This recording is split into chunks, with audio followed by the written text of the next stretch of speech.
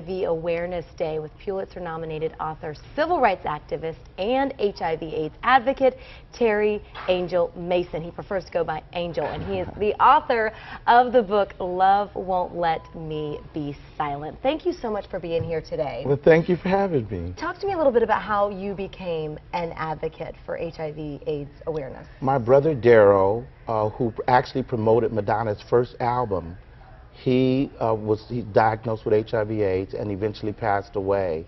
That touched my life. And then when I went into ministry, so many of my parishioners were HIV positive.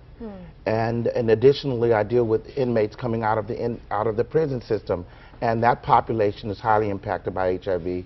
These things caused me and inspired me to become an advocate. What one message do you want people to take away that are watching this right now today when it comes to HIV and AIDS? HIV and AIDS is not a gay disease.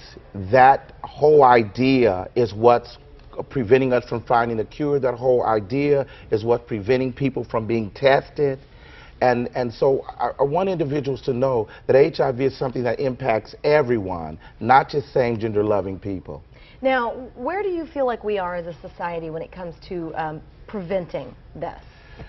I think that we're in bad shape. Part of the reason is because the music that influences our young people today inspires them sexually.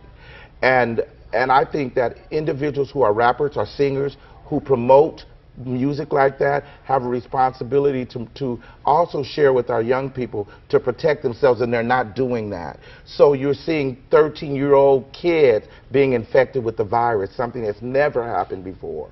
Is there, speaking of kids and young people, is there a certain group, a certain type of young person that's more at risk? Yes, African Americans represent 14% of the population, but they represent 44% of all newly diagnosed cases of HIV. So the African American community is impacted tremendously by this virus.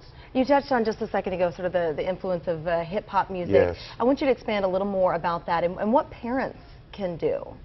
I think parents are, I'm a parent, but I think that parents really need to monitor what their children are listening to and sit down and have dialogue with them, talk with their children about what they're listening to, and talk to them.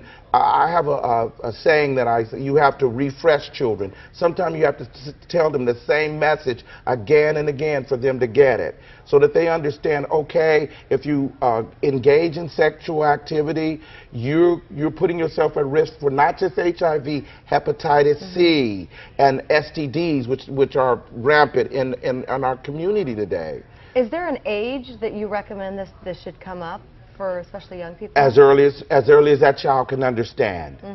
Because we're talking 9, 7, that early. Kids are experimenting in school with sex.